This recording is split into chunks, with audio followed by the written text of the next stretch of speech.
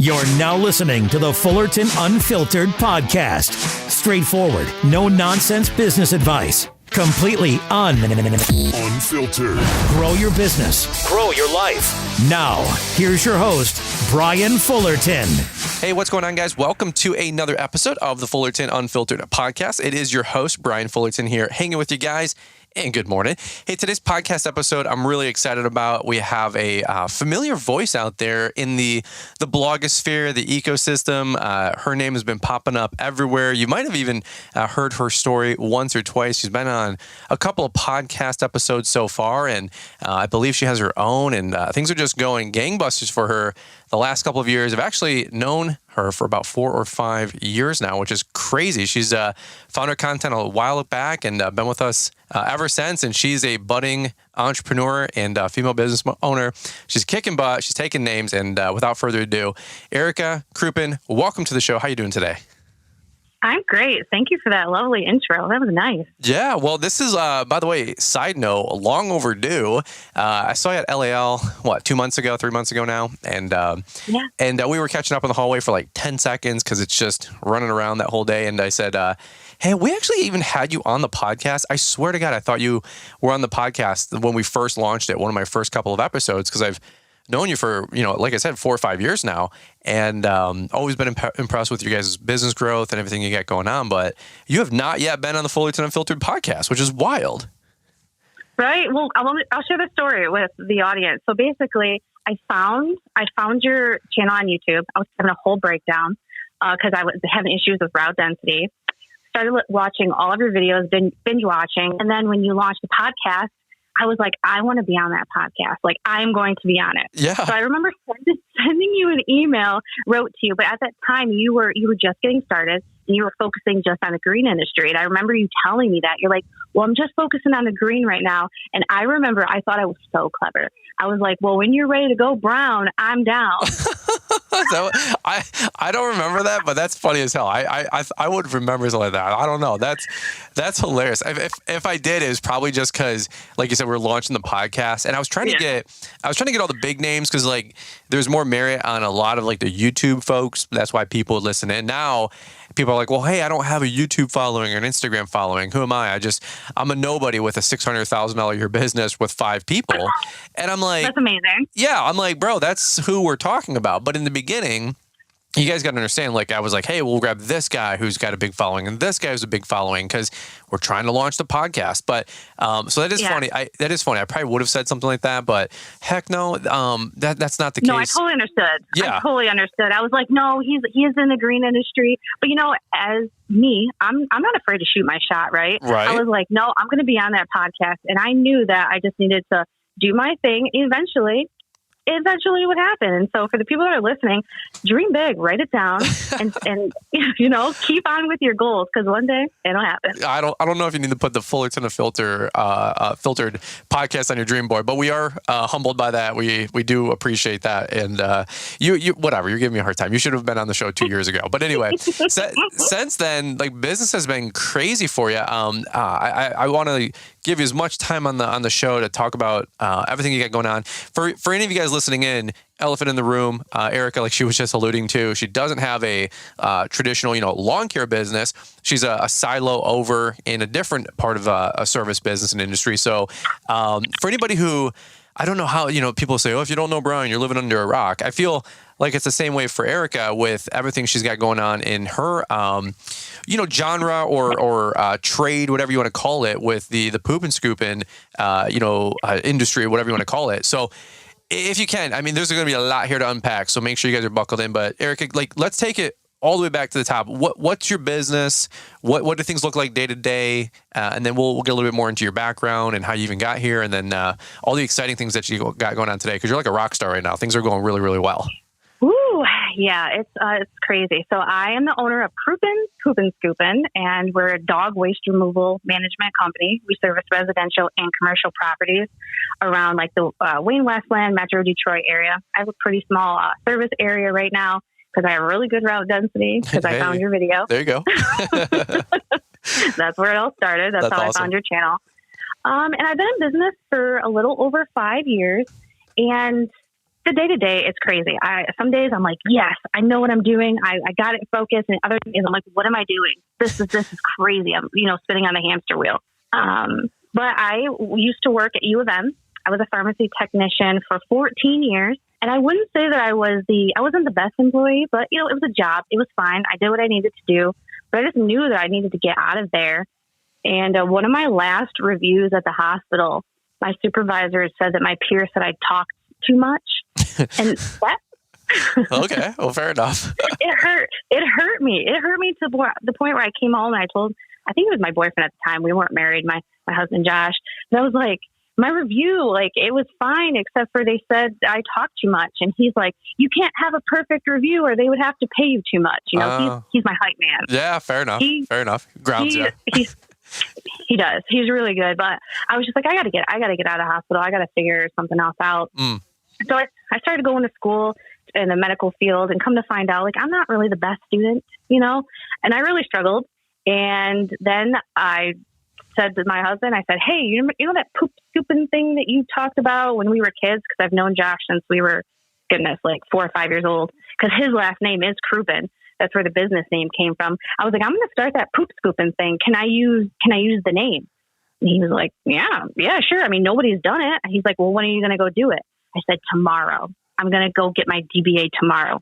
And then that was it. I hit the ground running. Wow. No way. So now, you didn't have any traditional formal background in business, or anybody in the family self-employed or entrepreneurs, or were you just, because, you're 15 years in a career, you can call it a job or a career. That's up to you. But what was there any background in small business ownership at the time? Or was this just it's like, I get people sometimes like, man, I watched a Keith Kalfas video.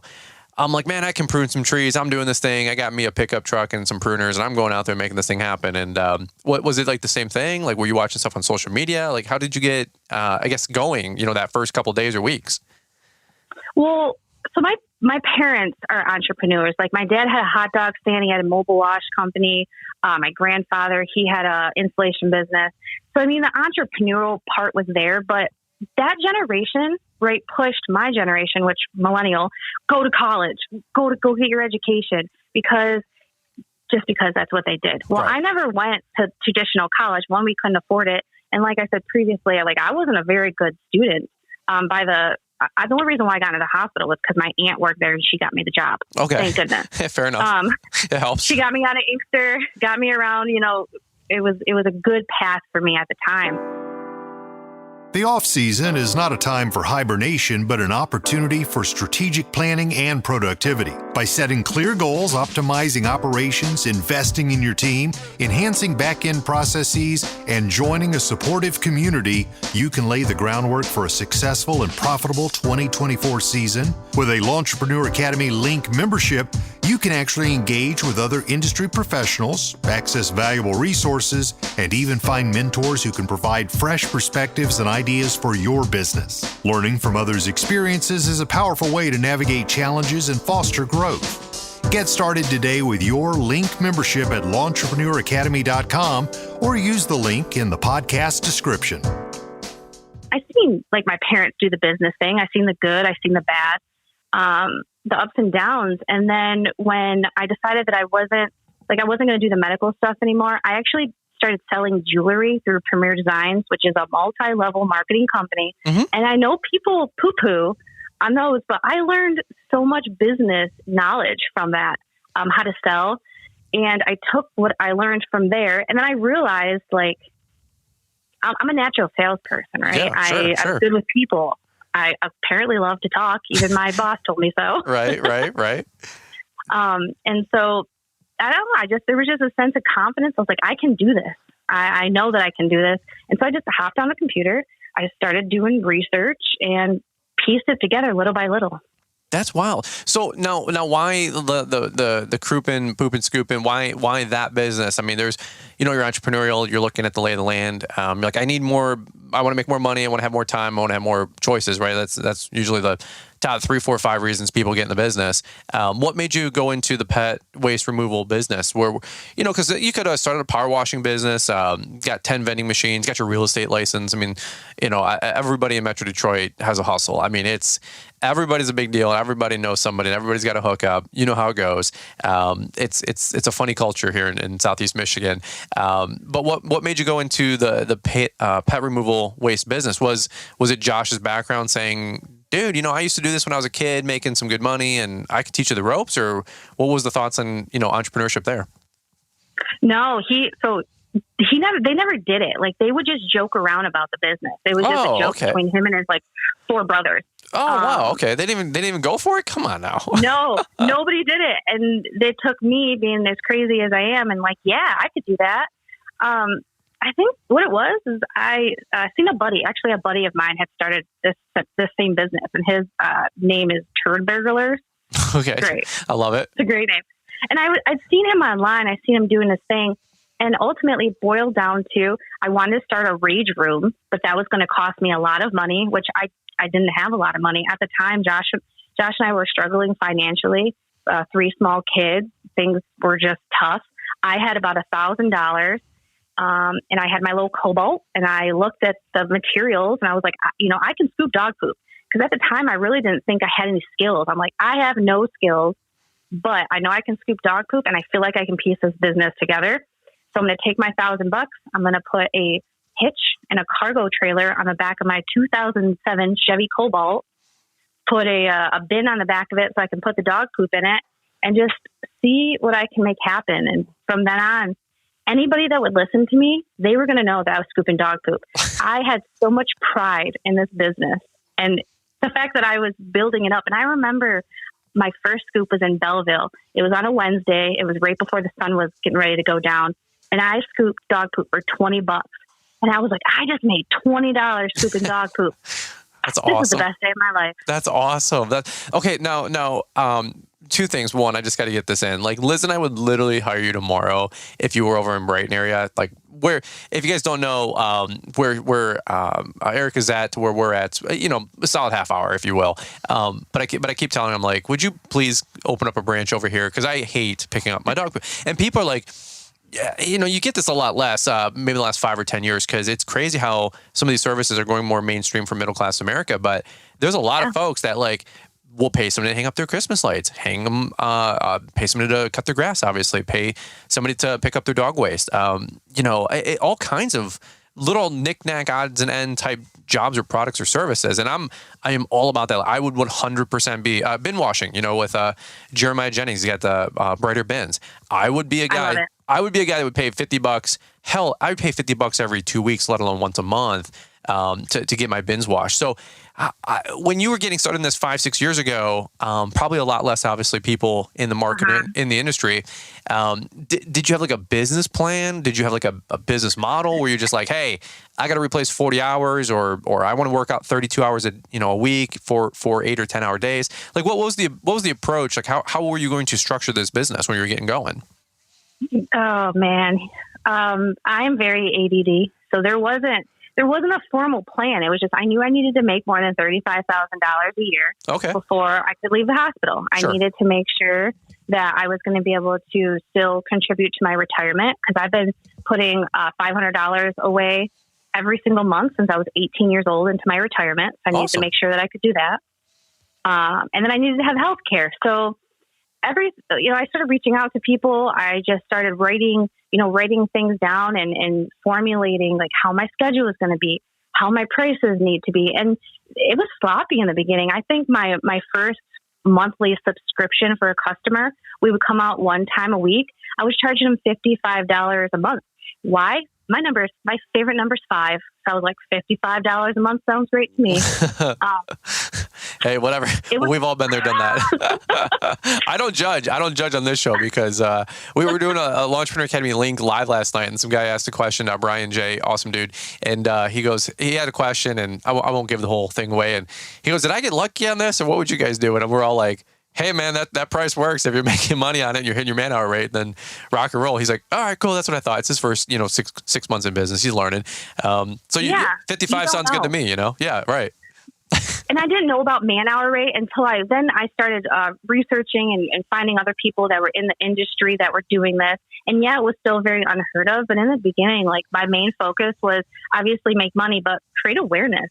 Let people know this exists. And I really think that me coming in with being a female, with the hot pink colors and just being so kind and sweet and creating a customer experience where people are like, oh my goodness, that was an amazing experience. She was pleasant. She showed up when she said she was going to. She communicated and let us know, like, hey, listen, when I arrived, the gate was open, or, something's going on with the dog waste. It looks a little abnormal. We do that kind of stuff. And I really think that that's what catapulted us was the communication part of it. Because even today, like I have contractors working at my house. I showed up and they left my gates open when they went to lunch, and I have a dog. Like, I'm so irritated. Sure. They're doing a great job at my house right now, but really, you left both my gates open. I have a dog. Come on. No, absolutely. And that's the thing too. And by the way, I was just, as you were saying that story, I remember you're talking about, doing it right and having a good image and good logo and all this mess. Liz and I literally drove by your car one day. I don't know if you heard us honk, or maybe I think you were in front of us or something, and we were honking like crazy. We saw you. That was Crystal. She drives the car. Oh, okay. Is Crystal one of your teammates? Yep, I got 2 staff members. Okay, heck yeah. Well, it was so funny because it's such a distinguishable. What is it, like a Ford Focus or some or some? The Honda HR-V. They're amazing for the Michigan weather. Yeah, I don't even know what it is, but it's cool. It's white and pink, and it like is branded like it's got the big pink paw print. I think I remember, and we were like. Liz and I both saw it at the same time. I don't know. It's like seeing a friend of yours and you're like high-fiving, and you're just like, hey, there's her car. And I think it was, you probably only had it for 6 months to a year at that time. I don't even know. But it was like newer. And I remember seeing like the Instagram photo or post, around that same time. And I'm like, dude, that's so awesome. Like, she's crushing it. Business is growing. She's branding it. It's very, very good branding. It's very, very distinct. It's very recognizable. I think you had, don't quote me on this one, but I thought you had like little yard signs or something too. Like your dog waste was picked up by us. I don't even know, but I was like, oh yeah. I'm like, this girl has it going on. So, okay, let me ask you this. As the company continued to evolve and grow, where have things gone the last couple of years? Because I believe, obviously, right now you probably replaced your income and not do this full time. But what was the going full time look like? Did you do this nights and weekends? Did you grow the company at the same time? Like, how did that conversation go? Well, I was working part time at the hospital, working midnight, and I was toggling the 2 of them. I would scoop during the week, and then I would work, the hospital wherever I needed to. But it did get to a point to where I was like, oh, this is too much. And I was making, I want to say, the business was probably bringing in like 70,000 at the time. Wow. Scooping dog poop, right? And I was still working at the hospital. And I remember I was just so tired. I went up to Josh. I said, I got to quit. Oh, sure. I'm going to go full time in the business. And like I said earlier, my husband's very supportive. And he said, okay, the numbers are there. Sure. And I walked in to the hospital and I looked at my boss. I said, we need to talk. And I feel like everybody kind of knew that it was about that time, like I was going to. And she's like, how long are you giving me? I gave her 2 months. I told her I'd give you 2 months. I would get through the holiday season, through the winter, and then I'd, do my thing. So I did. I quit, but then they wanted me to stay on as a temp just in case I wanted to come back. And I told them, I said, I'm not coming back. Shut that door. No back door. One of the technicians was like, oh, she'll be back. And I took what he said and I replay that every single time I get tired. I'm like, I don't want to do this. I think about what he told me on the 6th floor pharmacy as I was filling one of the Omnicell. Oh, you'll be back. I'm like, hell no, I'm not going to be back. And it's not that it was a bad job. It wasn't the right position for me. And I think as individuals, we need to know where we're getting our souls sucked out because we only have this one life. Right. No, absolutely. And again, it's not going to be for everything, for everybody. Like some people are allergic to grass, don't want to cut grass. They don't want to go outside.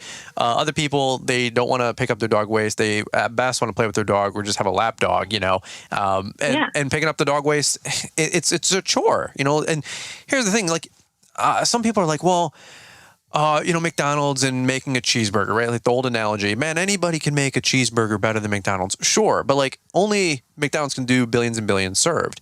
And, you can have a super fancy cheeseburger, or you can have a little $1.50 cheeseburger from McDonald's. And people are thinking to themselves, you can make money, doing poop and scooping. Well, dude, yeah, if you serve a great clientele with great pricing and you serve many, many, many customers, billions and billions served like McDonald's, then of course you can create wealth for yourself. You don't have to make a business out there, be this, SpaceX, okay, or Tesla or some wild widget or invention or software thing. It can be something very simple, very rudimentary, but you organize a bunch of good people, you get your finances in order, you have a great team, great culture, and it can be a very simple business that you just rinse and repeat hundreds and thousands of times, just like mowing grass. Yeah. I mean, your 15-year-old son can, mow the lawn, but, to make it a business, it takes a dedicated person to make it a profession. So the question I have for you, this was one of my two-part questions earlier. I forgot the other one. What was the the peer pressure or the persona? You're gonna go pick up dog poop, for a living. I feel like it's more even derogatory than cutting grass to a degree. People are like, you're gonna go cut grass? That's like what high school kids do, or loners, or push-outs, or the druggies do. We still get that all the time. Most people are like, hey, what do you do for a living? Like, oh, I run a landscaping business. I mean, God forbid you tell anybody you cut grass for a living. Even though most everybody, you can shake a couple $1,000 to your name anytime you want in our industry. Most other people are just, a little bit more busted, ironically enough. But they wear khaki pants and a polo to work. So apparently they're better.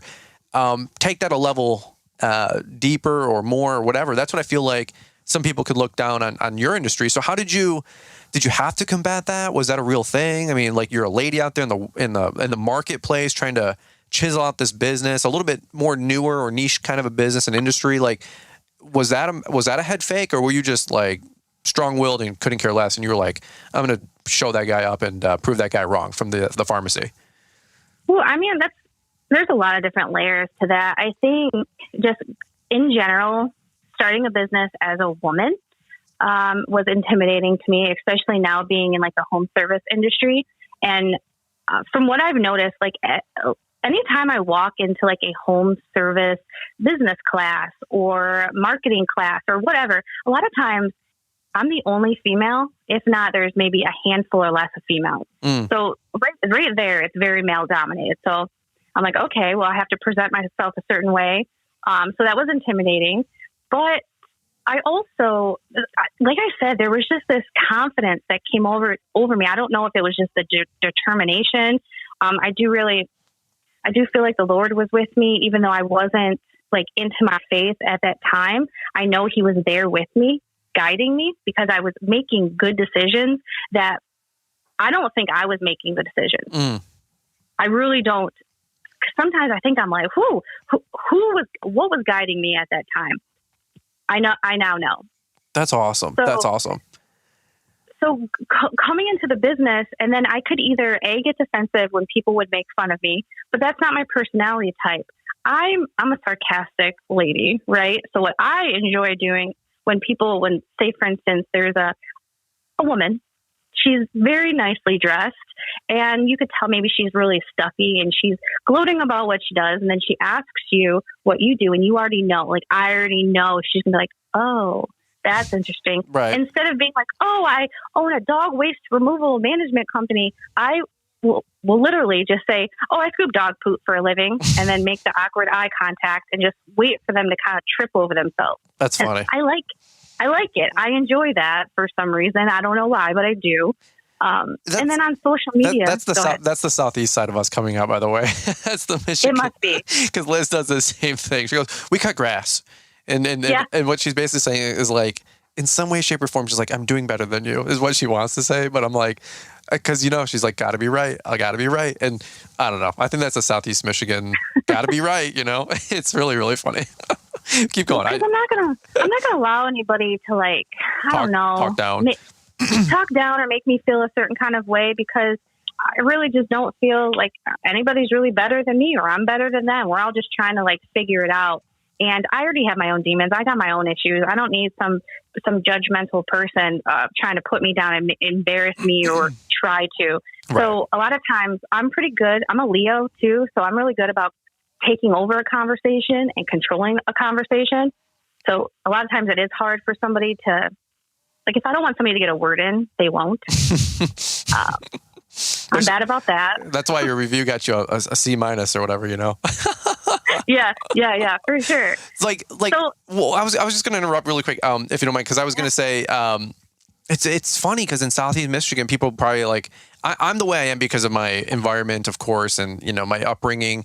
And in Southeast Michigan, if you guys are listening in, I'm sure that every state and every, you know, metropolitan city has the same or something similar nature to it. But in Southeast Michigan, like, either you have money, you come from money, or your family owns something automotive or something that relates to cars, or, you know, you have a construction family or a law firm family, like, and you help those people keep their wealth with the automotive. And like, it's a very who's who.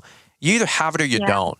And that's why Liz and I probably have this inferiority complex, and we're always scrappy, trying to like make more money. And it's like, it's never enough. We're content. We've controlled this. We've come to peace with a lot of this kind of crap, but it's just the truth. Like in Southeastern Michigan, everybody's trying to hustle.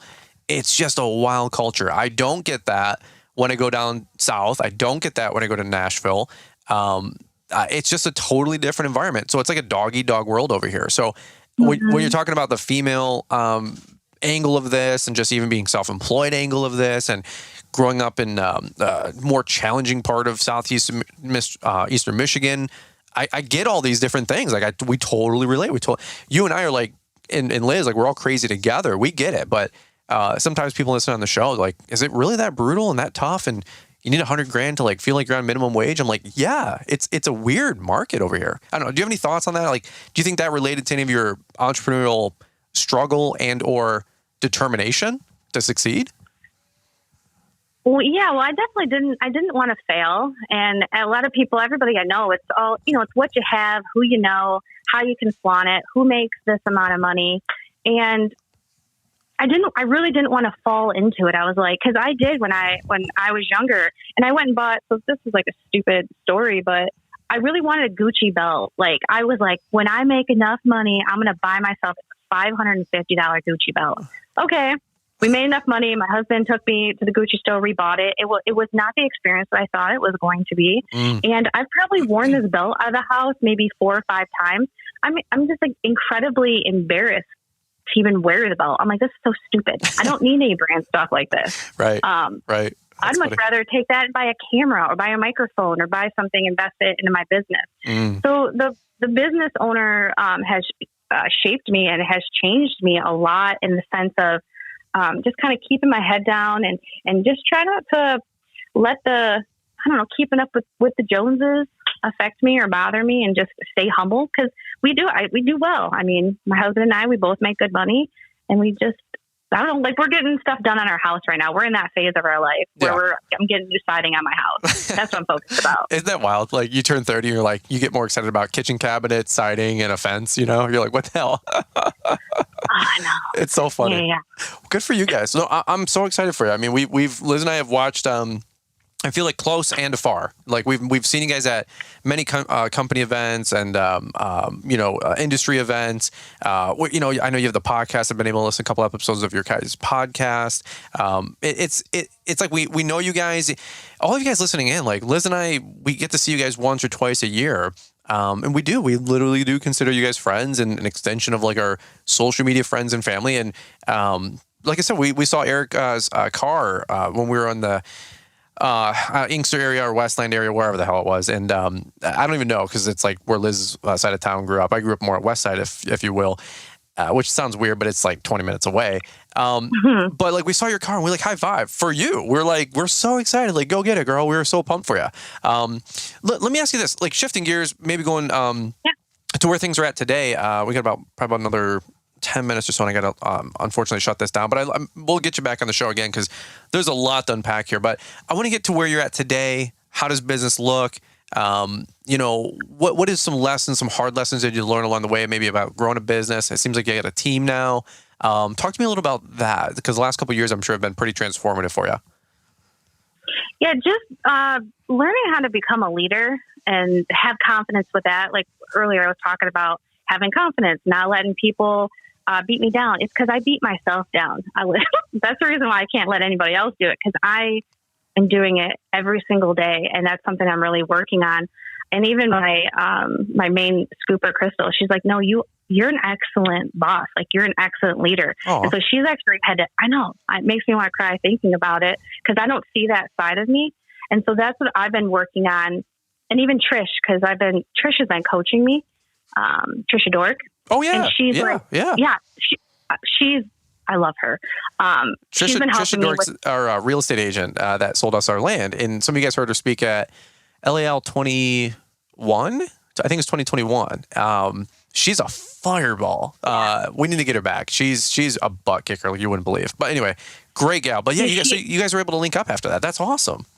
Yeah, we've been talking a lot. We're in like an accountability group. I did 75 Hard with her. She's been amazing, but she's really been helping me because we come basically from the same neighborhood. Like, we have very, very similar upbringings, which is wild. I think that's why I connected with her so well. Yeah. But she's been helping me just be like a badass, fierce woman, and not second guess myself as much, because in business, when I'm trying to push through, when I'm second guessing myself, I become the bottleneck of the business, right? And if we want to grow, I need to bring more people on. And for a while there, I'm like, who's going to want to work for me? We scoop dog poop. This is stupid. But who wouldn't? I pay my employees well. They get paid every other Friday with direct deposit. They have vehicles that are maintained and safe for them to work in. Routing's consistent. Things aren't crazy behind the scenes because I have an excellent CRM. We communicate well. So in my mind, I guess I don't realize how well the business is running. And so just bringing people in and hiring and learning how to hire and not letting my big emotions affect me. Because I don't know if the listeners can relate, but like when one thing would happen in the business, I'm like, it's a catastrophe. I got to shut the whole business down. I can't do it anymore. Oh yeah. We've all been there. Or you feel like an inadequate, leader or loser, you're like, wait a minute, it was just a flat tire. Life can go on, Yeah. And so that's really what I've been working on, because we're roughly around, like, for weekly scoops, we're teetering around like $200,000 a year. And it's a full-time scooper. I work kind of like part-time-ish scooping because I have the social media thing I'm trying to do. And I have one other super part-time person. And like, our business could be way bigger, like way, way, way bigger. But because of my, lack of leadership skills, I feel like I've kind of stunted my growth this past year, but it happens in business, right? We have those years where we're off, but we just have to learn from it and be like, okay, we're not going to do that again. So full steam ahead. That's awesome. Moving forward. Because my buddy does $1.8 million in dog poop, and he started in 2020 because he's seen my video. Wow, no way. That's wild. Yeah? Well, first off, there's a lot of people out there that would like to have a $200,000 a year gross in business with 2.5 employees and pretty well automated with your, you guys use Jobber, right? Is that your CRM? I know you're a big Jobber ambassador. Yeah. So it's like, you guys are doing great. I mean, that's a stout business. 1.8 million. Yeah, that's an incredible breakout, story for sure. But kudos to all the above, You got a lot of great things going on. I do want to touch on the social media thing for a couple quick minutes. I got a hard stop here. I got 7 minutes, so we got to make it last. But I saw an Instagram reel the other day. It was like, if you had only like 6 months to live, what would you do? And somebody said, I'd have my mother-in-law move in with me because it'd be the longest 6 months of my life. I'm dead. Oh shit, that's funny. So we got 6 minutes here, but make it the longest 6 minutes of your life, right? So talk to me about the social media. It's such a bad joke, folks, but that's what you get. It's unfiltered, and that one's for free. Talk to me about the social media, because a lot of folks, they have an Instagram, they're growing their social media. Sometimes there's an opportunity there to, I wouldn't say become an influencer, but you are becoming an influenced person, and you are influencing others. You're becoming a quote unquote a pillar in what you guys are doing in your industry. So talk to me about that for a couple of minutes. What's going on in that regard? Like I was saying earlier, the decisions that I was making was not led by me. There was a stronger power there, and I know it was God, because the social media thing is hard, right? But I still have this drive to do it. I don't really have a product to sell. I don't have a course. I don't have any of that. But I was just like, I need to create these videos. And because of that, so many other people have started poop scooping companies and they've changed their lives. That's awesome. And they send me emails and they send me, they tag me in their posts. And I'm just like, I'll be crying. I'm like a basket case. I'm like, I'm so happy for them. They were able to move out of an apartment and buy a house. And Josh will be like, Erica, because you're putting your stuff out there. And I'm like, no, it's not because of me. He's like, girl, you are influencing people. And so just by me talking about it, like you said, I became an influencer. And there's sides of the social media that I like. Like, I love the connection with the people and I love making the videos. But then the other side of it is like the uploading, the editing, trying to figure out what to come up with. Like, that's the stuff that really bogs me down. But my favorite is when I just have a motion, like a Keith Kalfas moment, right? Where it's raw and real and you just open up the camera and it's like, you say what you say and it is what it is. And then you direct upload. Yeah. Amen to that. Yeah. It's more, do you feel like it's more harder or challenging or difficult than people who do it and make it look good, make it out to be? Like, it's a lot harder to run a social media page or Instagram page, YouTube page consistently over time than almost anybody really ever gets. So like, they all take it for granted. I mean, so many people take it for granted that Stanley Dirt Monkey takes, time to film 3 videos a week or the Spencer's daily vlog. I'm like, you guys have any idea how hard these people work? I mean, like, and then they get a free mower or, a check for $5,000 from some company, or Kohler flies the Spencer's out on a jet. I'm like, do you know how hard? I mean, if you did like the dollar averaging, to ride on that jet, they were making $8 an hour for 4 years. Like, give me a break. Like, they deserve all of it and more. So I'm always people's biggest fan when it comes to social media crap. Like, good for you and go get it. And like, you should get more of it, is my opinion. Yeah, I was just on Upwork before we hopped on because I was trying to find somebody that can upload my social media stuff because I'm so sick of typing out descriptions. I'm like, I don't want to do it anymore. Yeah. ChatGPT, right? or just the upload process. But yeah, it's just a matter of, you have to figure out if you want to be a social media influencer and what's the goal? Like, why do you want to do it? Because it does lose its luster, especially when you post something and you're very excited about it and either it gets no views or the people are mad about it because of something you said or that your technique or whatever it is. So if you don't have a thick skin with it, it can really beat you down. But I think the reason why I've been able to do well on my personal social media and then the business, because I have fun with it. When somebody talks crap, I'm like kind, but I'm sarcastic back because I don't know who's reading the comments, a customer, a potential sponsor. So just keep it lighthearted and try not to take it at heart because it's the freaking internet. Yeah, I tell Liz and I say the same thing. I couldn't agree more. You got to keep it fun. Remember why you started, and remember you're trying to help. You're trying to help people at the end of the day. Or in theory, you're trying to grow a community, grow a following. So if people are like, well, how do I grow my social media? I'm like, grow people. Like, well, how do I grow people? I'm like, you add value to them. Like, make them laugh, give them some techniques, give them some tips, teach them something they might not have known. And I always say, by the way, too, like, it doesn't always have to be new things, by the way. News is nothing but old things to new people, right? It doesn't have to be noteworthy and brand new. Like, look at this brand new mower. It could be like, what's the guy's name? Paul Kamara, who in our industry does a lot of garden bed edging. The dude's been doing the same garden bed edging technique with a little shovel thing for like 30, 40 years, but it's incredible. It's not new, but the way he does it is so good that it's like an old school throwback using a little spade and making this perfect edge. And he gets tons of views and likes and engagement with his posts on those type of posts. So it doesn't always have to be like the latest and greatest. It can always just be like, hey guys, here's how I replaced my trimmer string line and my technique to do it. And you added value and you build a friendship and you build a bridge. And then you look back and you got all these friendships along the way, so I'm excited. You recently became a Jobber ambassador really quick. I got to highlight on that. That's been going on for a year or two maybe, and they're getting behind you and your podcast. That's got to be feeling validating, if you will. I want to say I've been with them for a year and a half. They just announced yesterday, it's officially out. I am going to be a speaker for the Jobber Summit, which is going down in March. Whoop, whoop. Next month, the home service podcast through Jobber is being released. I have an interview on there with Paul Jameson. We both flew out to Vegas back in November, I believe. Sweet. And we filmed an episode, so that's going to be airing next month. Very, very excited about that. Just a lot of things are going on. I'm just trying to balance it, figure it out, outsource. Because as a woman, I have a hard time delegating. My husband's like, "Don't worry, I'll teach you how to do it." I'm like, "Thank you." That's awesome. That's awesome. Well, before we wrap up, I just wanted to add one. I feel like I didn't add the value I wanted to for the listeners.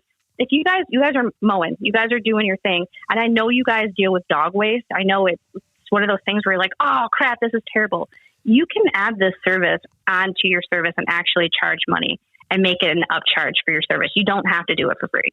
I love that. I love that. Yeah, and usually we charge a fee if it's getting into our tires. I literally give a warning, and then after that, it's $10 per occurrence. So if we go through 2 piles of dog mess, I'm charging $20.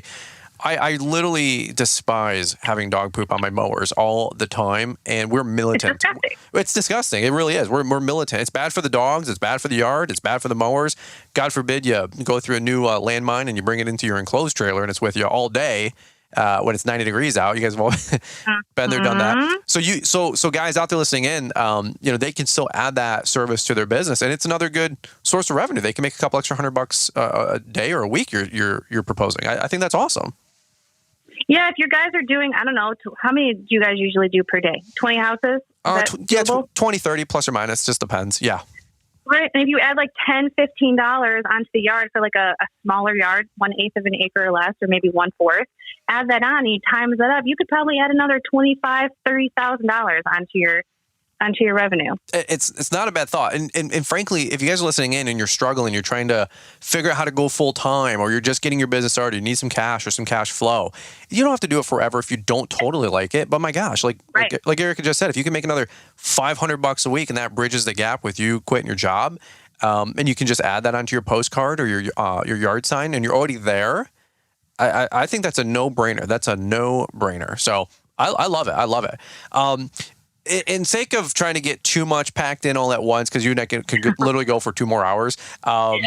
You and I, like, Liz and I have known you for quite a while now.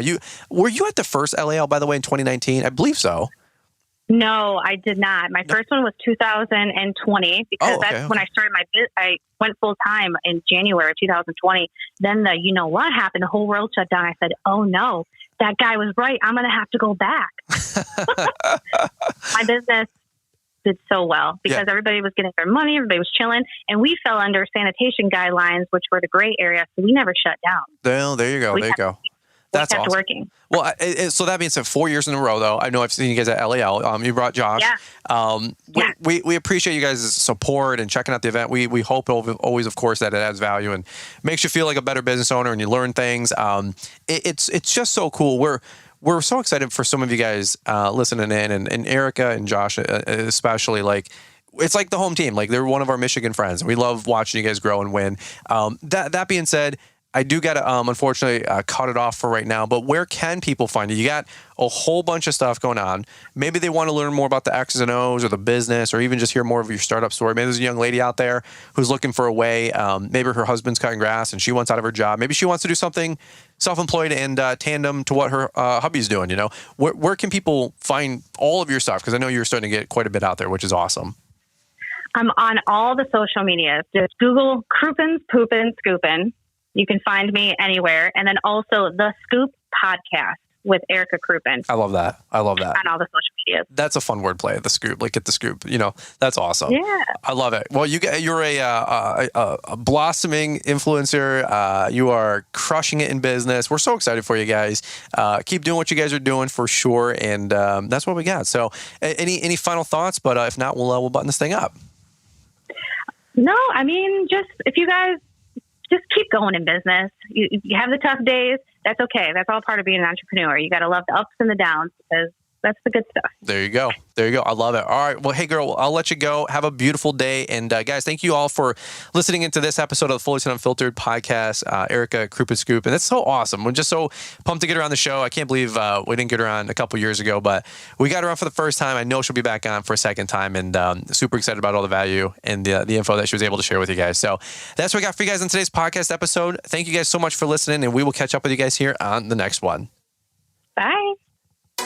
Before you turn off the podcast, there are two things that we believe you will be highly interested in. First, if you're looking to stay up to date with the latest trends and insights in the world of lawn care, then you'll want to subscribe to our free email newsletter. It shows up in your inbox 3 times a week and includes a Monday motivational to kick off your week, a Wednesday what's new to keep you informed, and a Friday weekly recap of all the content we put out.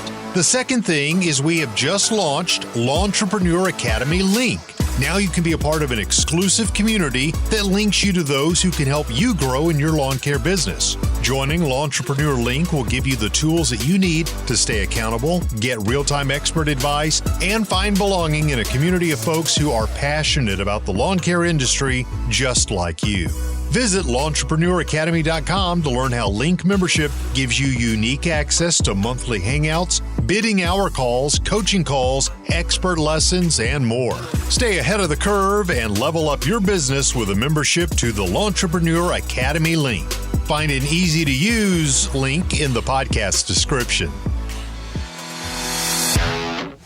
Thanks for taking the time to listen to the Fullerton Unfiltered podcast with Brian Fullerton. We hope you enjoyed this production. If so, please consider leaving us a 5-star review for the show. While the techniques and ideas presented here are designed to help you grow a more successful and profitable business, no one can guarantee these results for you. We want to emphasize that entrepreneurship is not easy, and the ideas presented here are just the opinions of Brian Fullerton and his respective guests. No one can guarantee success for you. That being said, we hope the ideas presented here help you and motivate you to go on out there and crush it with your own business. Fullerton Unfiltered Podcast. Thanks for listening, and we hope to see you on the next episode. This has been a Brian Fullerton and Mr. Producer production.